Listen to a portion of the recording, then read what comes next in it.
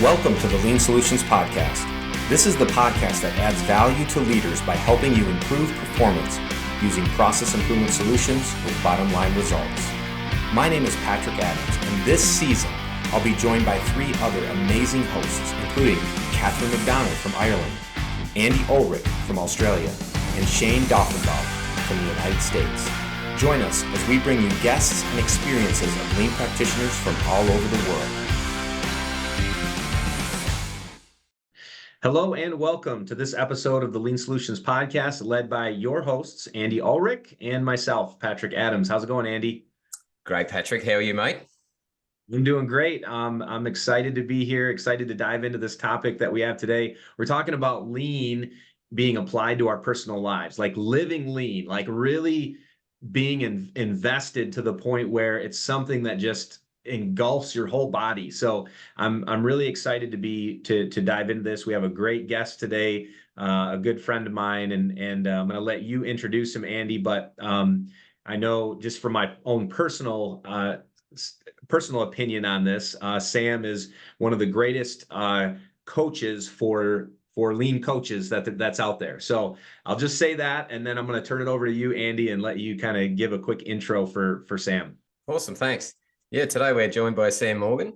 So as you said, Patrick, Sam is a lean coach for lean coaches, basically. And has sometimes been referred to as a lean therapist. So in the last 7 years, he's found himself in the glorious world of continuous improvement and lean. And it's been a journey of him experimenting with this stuff and learning daily, both personally and professionally. So look, knowing lean is one thing. Living it, loving it, and practicing it is quite another. And this is why Sam's so passionate about Toyota Kata. So you may have heard of it before, but look, it's not just another tool. It's a practice that helps you change the way you think and act. And one that has helped change him from operating from a place of fear to one of real confidence. So from playing the safe route as an operations analyst at an insurance company to now making the leap and launching his own coaching business. So he's helping everyone today, from COOs to lean leaders, business owners, plant managers, and beyond. So with the aim to all be able to get unstuck and boss their lives whilst making a mark in the world in the ways that they've only dreamed of. So again, very exciting. Welcome to the show, Sam. Heyo, Andy. Patrick, great to be here. Great to see you, buddy. You were on the show back in, I think it was season 2 last year, and we talked specifically about Toyota Kata and how you actually used Kata to determine the direction for your life. So you applied that methodology to your personal life and said, all right, where do I need to go here? What direction am I supposed to go in? And Kata helped you kind of determine that for yourself. And so that's what we talked about back in season 2. So if anyone's interested to go back and listen to that episode, it's pretty amazing. But I just want to ask you, Sam, how's it been going? We haven't talked in about a year on the podcast. You and I talk regularly through our mastermind and other things. But as far as the podcast goes and our listeners, they haven't heard from you for a year. So give us a download. Where are you at these days? Yeah, it's really fun, actually. Whenever anybody asks me that, like, how's business, how's things, I think people, in my mind, I feel like people are like, okay, well, how much money have you made this year? And I kind of try to avoid that because that's more like outcomes based. Like for me, I want to be in process, right? And for me, looking at it from the perspective of a journey, right? Like we're all in process, we're all a work in process. And if we can get hyper focused on that, and even if I get tied to that, then I can get my worth and like, okay, I must suck because I have X number of clients and this amount of dollars. And that's just not it's not healthy for me. I don't go to good places for myself. And I know folks as practitioners or people that you support, we know having those goals is like helpful. Obviously, we want to know where we're headed to and how we're doing in relation to it. But for me, that can also be something that pulls me down into like, So for me, it's about keeping my mindset straight on being in process and always experimenting. That's what I found out from the end of last year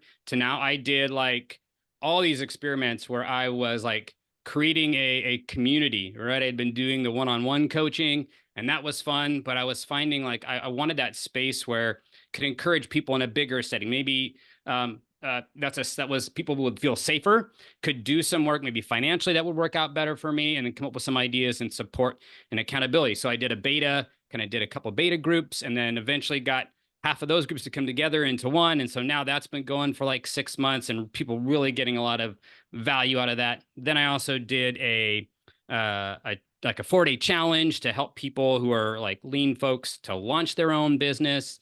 Like, okay, and then using these principles of the kata, like set the challenge, current condition, target condition, experiment, like help people over those 4 days be able to get some learnings around that.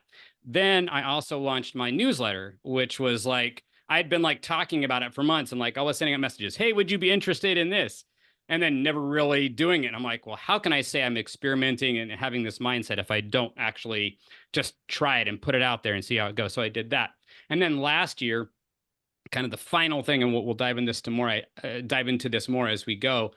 But I had this idea, and I'd had it about 2 years ago, where I had wondered, man, what would it be like to coach somebody like on video and like support them, and then have other people come by and learn? Of course, there's that vulnerability that you have in a coaching space. You both have been there, I'm sure. And like, would people share openly? Would people actually learn and come? And so that had been sitting in my mind as somebody who's been in like radio production, audio production. I love stories. Like that sounded really good, but it was just felt like a lot. So fast forward to the end of last year, and I'm like, man, this feels good. This feels right. And so I just said, okay, well, 5 days like feels like a lot. An hour feels like a long time. So let's just try 2 days a week, half an hour each, and see what happens. And from day one, and do it Tuesdays and Thursdays at 7 a.m. Pacific, 10 Eastern.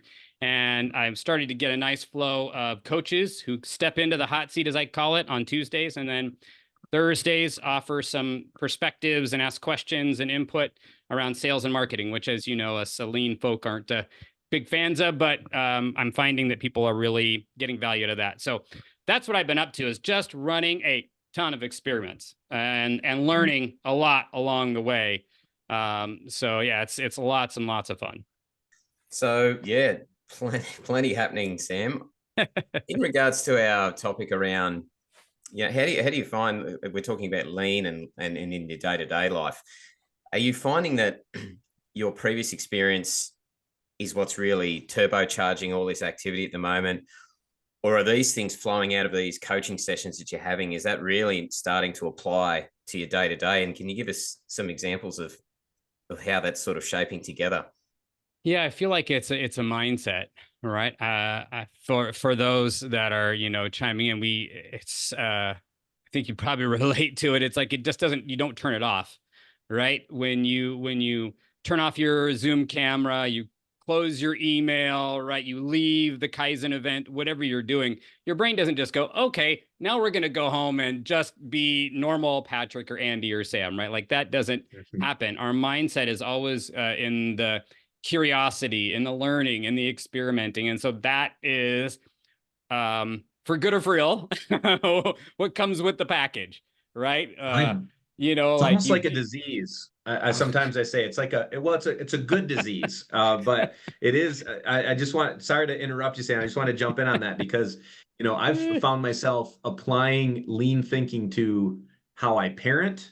I've found myself applying lean thinking to my marriage, like trying to let's figure out the problem here and let's establish some goals and anyways, let's not get into that one. My wife will. She doesn't like that one, but anyways, let's not. I love how Paul Akers even applied lean to his exercise routine. Actually, Andy, you did too, right? Yes, I prefer to call it a condition, Patrick, instead of a disease. Condition, yeah. That's a better way to describe it. Actually, for those watching, it's on the floor at the moment. There's an SQDC board down there that it was called Lean to Lean. So I used SQDC to lose a bit of weight, and it's back on again. So, and a whole topic in itself is how, when I talk to my wife about some things or I start to approach, she can actually dial in and see me running through it. And sometimes it's like, oh, don't you start using that on me. So that's a whole other session we could do. But how do you turn it off? You can't. I struggle. So yeah. It's interesting because I was just I feel like I was just writing about this today in a comment on a post, and just talking about how as you know, as like coaches, practitioners, we can even get into the like, oh, we're the problem solvers, right? And especially in our marriages, you know, turning that off and just, you know, talking through a challenging situation with my wife and something she was processing, and having to be like, oh man, I've got some ideas, and like, let's go to the root cause and all this. And it's like, actually, you know, what would be meaningful support look like for you right now? How can I support you? Right. And I feel like that's the evolution in my growth as a lean thinker and practitioner, is not just like, hey, here's this great thing I have to offer, or even my framework, man, you should really get into Kata. It's like freaking amazing. It's going to change your life. Well, we got to start with when we talk about value to the customer, we got to start with the customer. In this case, you know, somebody that we really care for, like, hey, what's support look like to you? And then we can work backwards from there, versus like starting with the great solution we have. And so I think a part of living this out is really starting with the, you know, the people that are closest to us, and practicing it being centered on them, not on us. For sure. For sure. I was just thinking as you were talking about Dr. Liker's the leadership development model, and you know, just how that first step in the leadership development model is to develop yourself, to develop, you know, self-development, and it made me think about, you know, how to apply that, you know, that it's not just meant for work and developing your work skills or your lean skills, I guess, but it's also could be, you know, to your personal life. What are you doing to personally develop yourself? What books are you reading? What you know, what podcasts are you listening to? How are you developing your mind? How are you, you know, making yourself better as a leader, as a person, as a dad, as a husband, as a wife, whatever it might be? You know, how are you improving yourself? And it just kind of led me to, I'm curious to hear, Sam, what are some of the things that you're doing to personally develop your skill set? You know, is there a book that you've read recently? You know, what podcasts are you listening to? You know, what does that look like for you? Well, of course, I'm listening to the Lean Solutions podcast. Everybody should. Right. Yeah. 10 times over, of course. I can't get enough. But in all seriousness, yeah, I think it's a constant thing of learning, right, and growing our skills. Because if we want to help people and make things better for them, we have to continue to grow our skills to be able to navigate the world. You know, one of the best books I read last year. I mean, I guess I'll start with a couple, actually 3 books that I've read in the last year that really, and then, but the best one, the ones that I've read lately that have been really good is Thinking in Bets by Annie Duke. She's a professional poker player, and it really gets to the heart of thinking scientifically. It's crazy that a poker player, like, you would think, oh no, they're like, it's random and like all of these things, and actually it's very strategic and very thoughtful and very scientific. So that was definitely great in terms of like scientific thinking. And then personally, my word for this year is all about stillness. And that was prompted by a book by an author, Ryan Holiday. Stillness is the key. So a lot of Stoic thought and really slowing down and coming down to the essentials. You know, what are the top things that I want to focus on? But the book that has had the biggest impact on me over the last year plus is not even by a lean person at all. In fact, probably furthest from it is from a marketer, Seth Godin. If y'all are not familiar with him, you should get familiar. His book, The Practice, literally has flipped the script for me, and it should be in every like lean entrepreneur's like bookshelf. I'm a audiobook guy. I listened to it, and from like the moment one, I like had chills. It was like hitting me in my heart, and I'm like, they're like 200 little 1-page ways to think about work, but how it resonates as lean folk, entrepreneurs, practitioners, is he talks about the practice. And you know, we're all used to tools, right? We love tools because they give us a formula. And so throughout the whole book, I'm like, come on, Seth, give me a few steps. What is this process? What is the practice you're talking about? and he never does, but he gives you the permission to trust and believe in yourself and show up every day and practicing, right? We talk about flow and how like, oh, we got to find that state of flow. Well, actually, flow doesn't just like you don't wait for it. It actually happens while you are practicing, right? So if we just wait for an idea or an innovation or improvement to come to us, that isn't gonna happen. He says it happens when you just show up every day. And so it's been like an encouragement to me on those days when I'm like, damn, business is hard, or people are saying no, or my clients seem to be disconnected or not making improvements. It's like, no, keep showing up, keep coming back, like every single day, show up. And we all could use that encouragement, I think, every day. And that's been super encouraging. And I offer this to my clients, and they've read it and have found so much value in it as leaders and entrepreneurs to keep showing up, like keep doing 400 experiments, right? Like, it's just crazy. And so that's how I've grown, because it helps me in my mindset as, as a husband, as a father, as a coach, as a friend, to keep showing up even when it's hard. And that's what we all need. That's cool. Isn't that the cool thing about lean? Like one of the joys of my career is when people aren't familiar with it or they see it for the first time, sometimes they can be a bit like, oh, what is this thing? But as they start to learn a bit more about it and they apply and they really get the essence of what it is, it's that moment where they go, oh, well, this is, I'm that's good. Is that what this is? And I'm already kind of doing that. Or it's like, no, that's how I want to work. It's very people focused. And that's what I love, having those moments where they're looking at me going, it's just really about caring and just practice and discipline and just, learning to fail and keep going. Like and then they go, and we call it lean. And I just find that that's the magic of it. When I wasn't quite familiar with it, it's just rolling through. Like you said, you can pick up any book and you can see the common threads in those ones that really hit you between the eyes. And it's like, well, that's really what they're talking about when it comes to true lean and continuous improvement.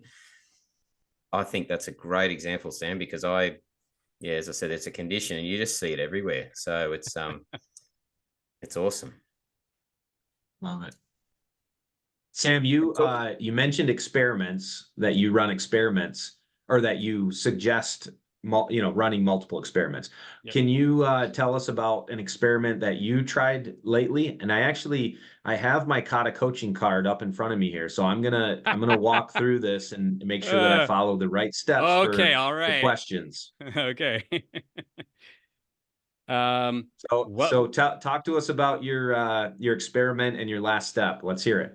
Yeah. So I guess I'll just put it as like the bigger picture, but it's the last one I kind of mentioned at the end and just kind of touched on, but it's this idea of the lean coaching for lean coaches. So going live every Tuesday and Thursday and offering a space for a lean coach to come in and share where they're headed to, what their challenges are, helping them get clarity, and then a next action, small step for them to kind of move forward past that place of stuckness.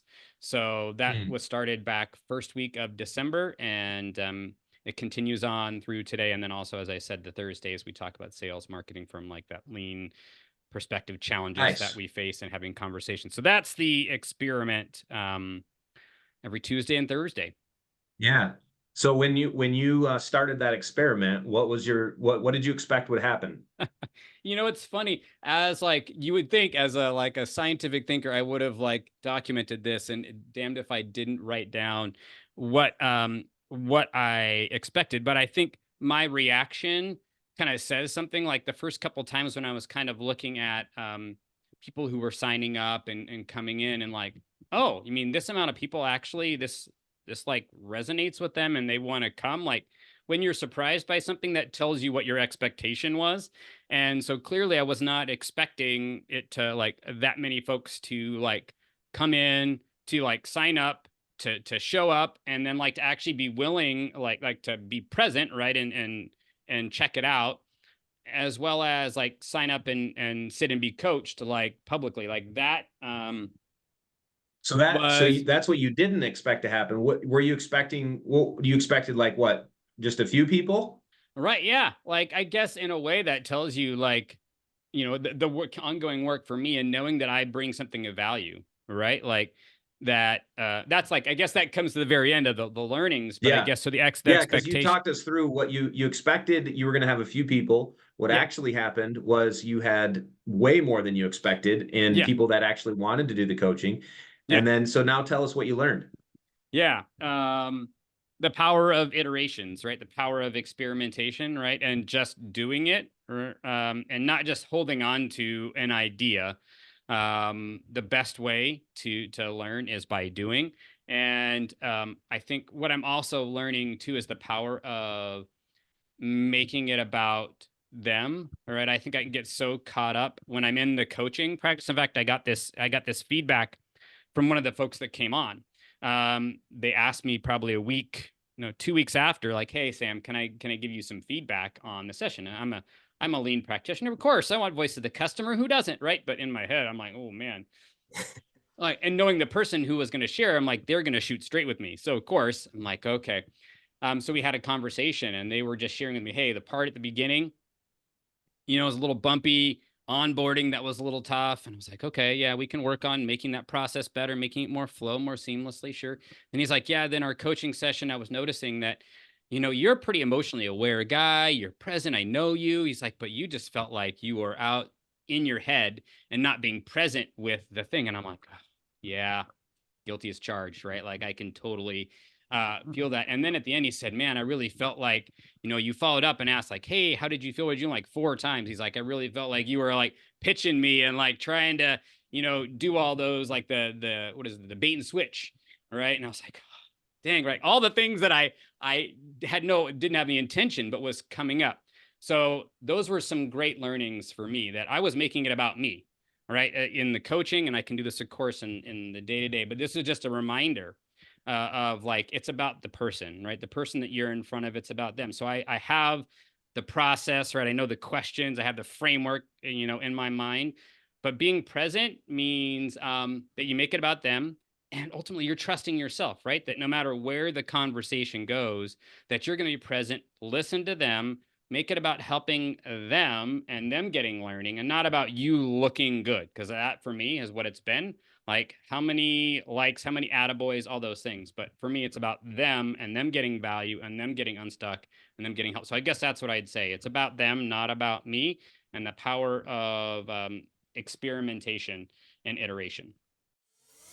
Hey everyone, I am sorry to interrupt this episode of the Lean Solutions podcast, but I wanted to take a moment to introduce you to our company, Lean Solutions. We exist to empower and equip people for positive change. We do this through our 3 pillars, which include training and development, coaching and consulting, and talent solutions.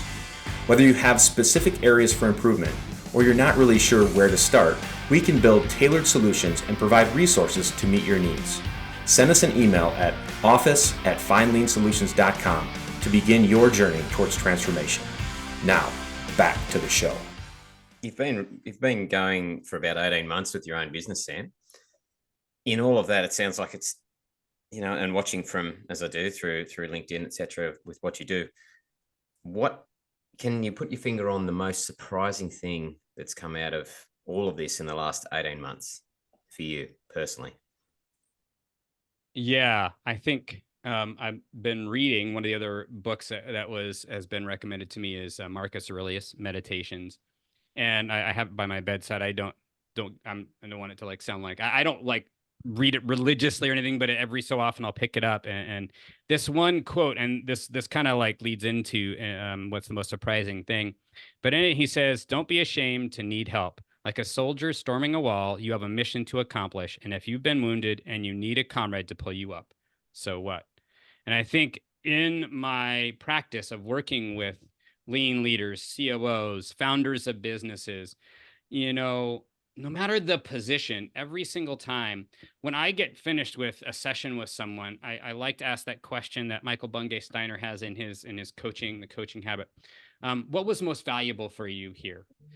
And I can't tell you how many times that it comes back to the having a place to process and talk it out, right? Like, I'm like, oh, you mean you didn't need some gigantic step and insight, a framework and activity? Like, no, because I think we think as lean practitioners that that's what people need, that they want a formula, they want a practice, something to hold on to, but really they just want somebody to listen to them, to validate them, to be seen and understood, right? Like, we're humans. That's our human need, is to have those things. And somehow maybe we lose sight of that, like with all our tools and practices and systems. They're all great. Of course, they help people, they make improvements, and they bring value to our customer. But really, the ultimate value is somebody feeling valued, right? Feeling seen and heard. And so I'd say, Andy, that's probably the biggest surprise to me, is that, like, I get the opportunity to sit in front of those folks, and that somehow, like,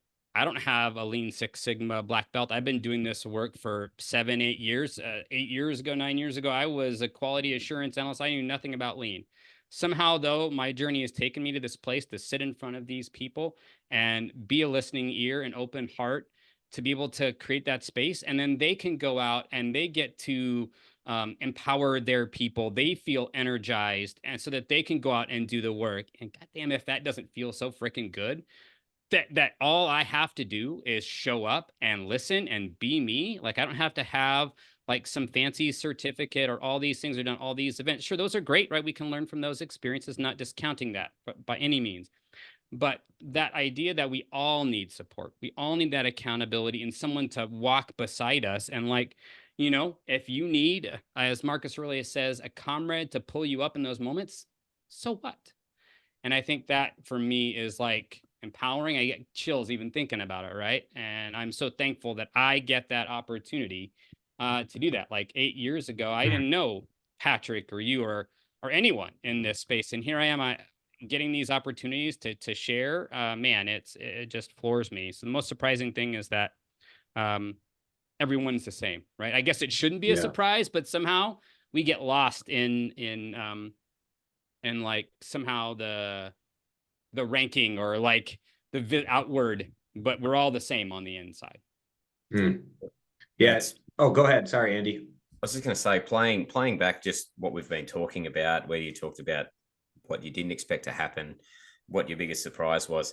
What I'm taking away from it, Sam, is that you're surprised that people are, and you're getting a lot of joy out of people keep turning up to here to speak with you, right? You're being valued for who Sam Morgan is, right? You're passionate, you're caring about people, and you're applying this, and you're like, hey, these guys are turning up again, or they want to talk to me. For me, that's what I'm looking at it going, yeah, you seem surprised that people just keep wanting to talk to Sam, but maybe it's because they're talking to Sam, not some other person, and it's real. And that's that saying, even Roger Federer has a coach, right? So it was, everybody needs a hand, right? And you're just open and honest about that. And I think that's what resonates with a lot of people. It's just like, yeah, that's it. So good on you.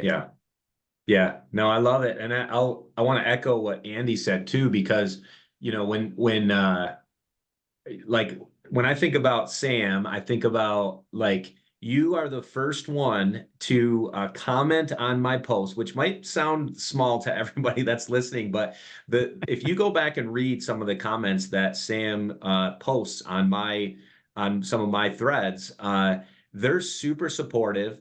You're always positive. You're always thinking through what you're, making sure that you're adding value to the conversation. And you'll send me private voice messages too about things. And, I just really appreciate that. And it ties back to what you're saying.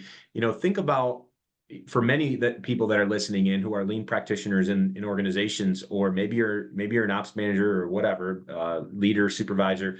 Sometimes we're kind of feeling like we're out on an island by ourselves, trying to apply these tools, trying to drive people in the right direction. And it's like sometimes it feels like you're bashing your head up against the wall, saying the same things over and over again, and it gets frustrating and tough. And it's not an easy job, for sure. So to have someone like you in my corner that's reinforcing, that's giving me accolades, that's just saying, hey, great job on that. Sometimes that's just what people need to keep moving forward. So I appreciate that. Well, thank you, Patrick. I appreciate that. And I think, this learning, like, actually came to me, what you're saying right here. I mentioned the end of last year, I did this 4-day challenge. and having lean practitioners, people who are looking to start their own thing and have just been kind of held back by fear, those kind of things. And you're always, I don't know, I think as lean practitioners, we're always kind of listening for feedback, voice of the customer, like we talked about. And one of the things that struck me as I was listening to the people who were coming in the space and sharing about the things that they were dealing with was two things that stuck out. One, that folks feel all alone, like they're on an island, right? Like they're the only one.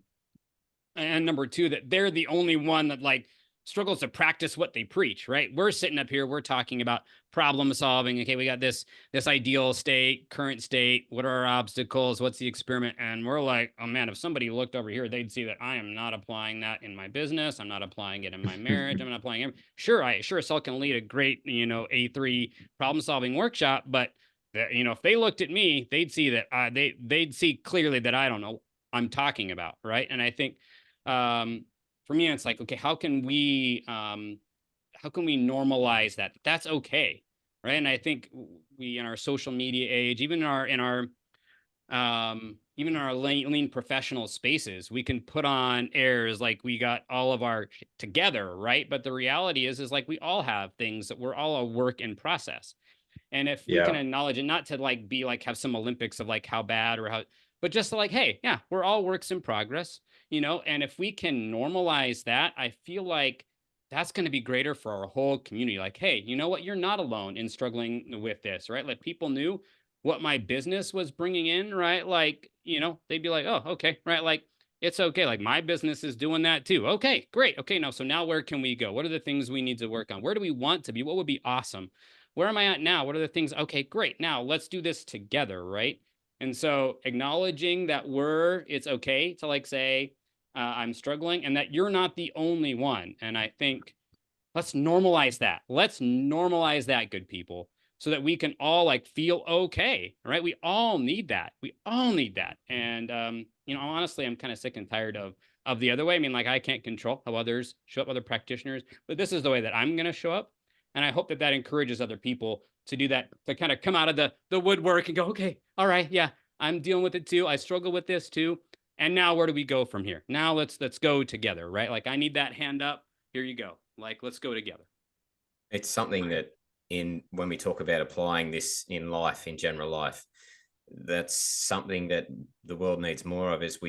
For example, when you look at social media, you generally in a lot of spaces only see the best, and people sort of try and compare themselves to that, what looks like perfection. And, oh, how come those guys are always doing this and they're always going great? As with great coaches, they'll also be very vulnerable and open to say, hey, look, just if you see me as upper high, have a look at this. I'm a human being, right? You talked about we're all humans. We're all same. We have our moments.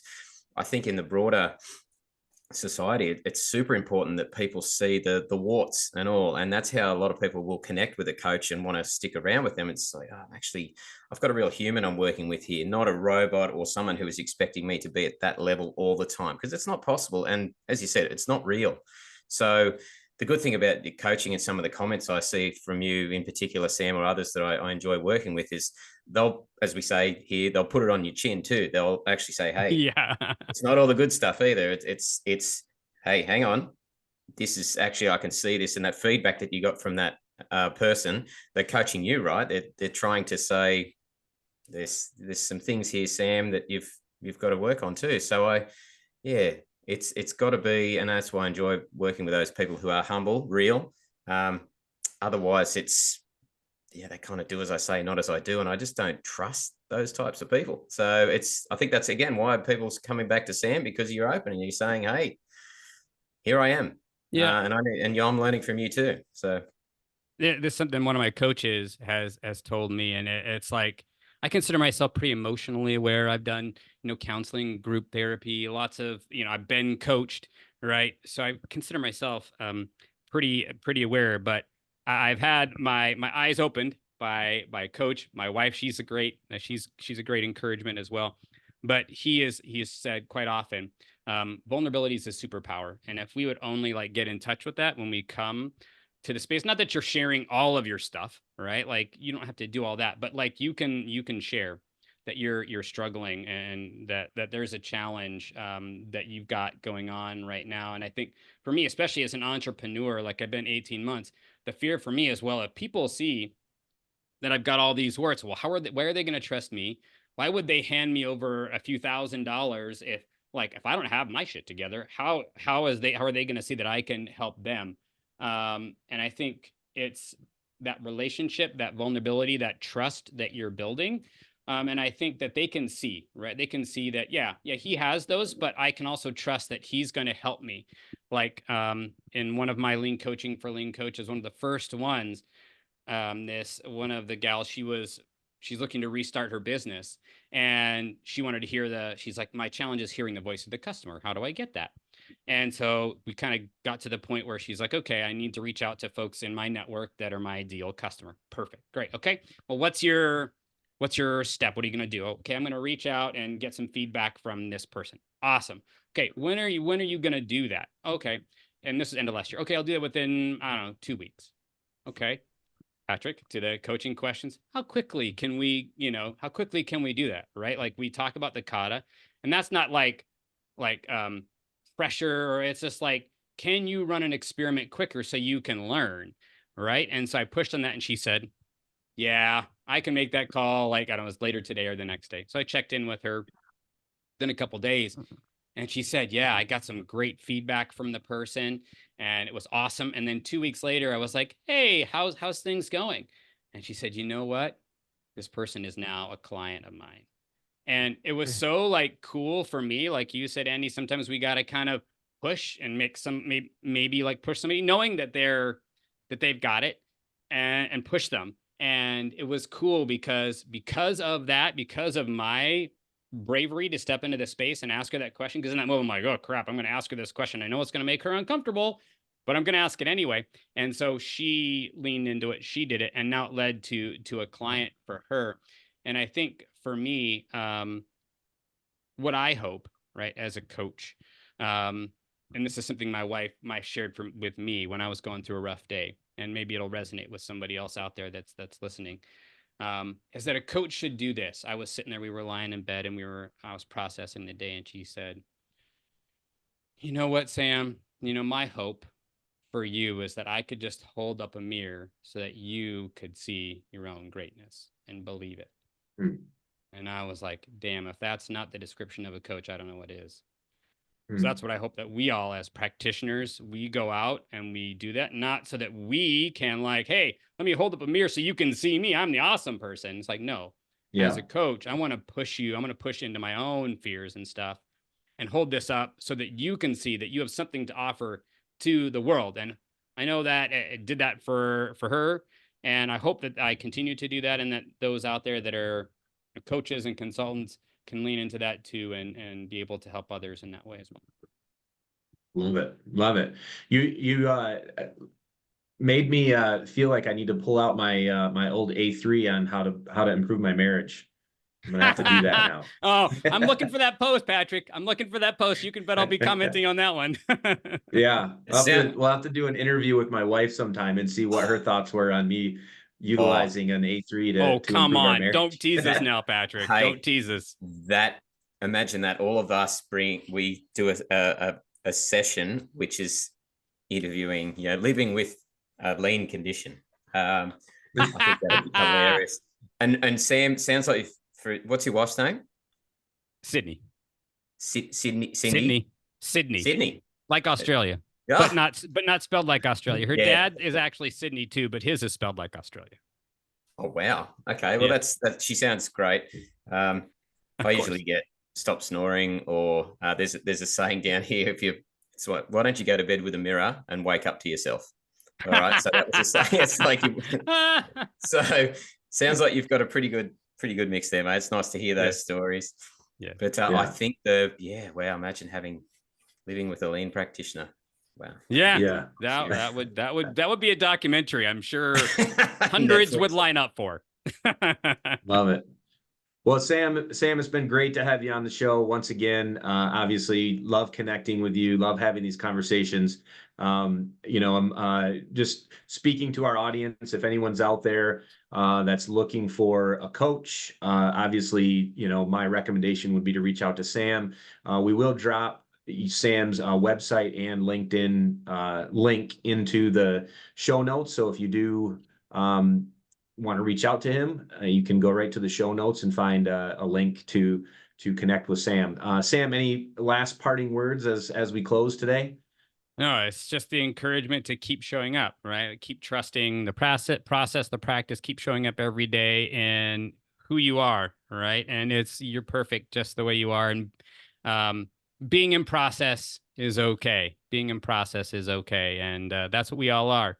So come join the club. Come join the club. We're all here. Love it. All right. Thanks, Sam. Appreciate you again, and enjoy your day. Thanks, Patrick. Thanks, Andy. Appreciate it. Thanks, Sam. See you later. Thanks so much for tuning in to this episode of the Lean Solutions Podcast. If you haven't done so already, please be sure to subscribe. This way you'll get updates as new episodes become available. If you feel so inclined, please give us a review. Thank you so much.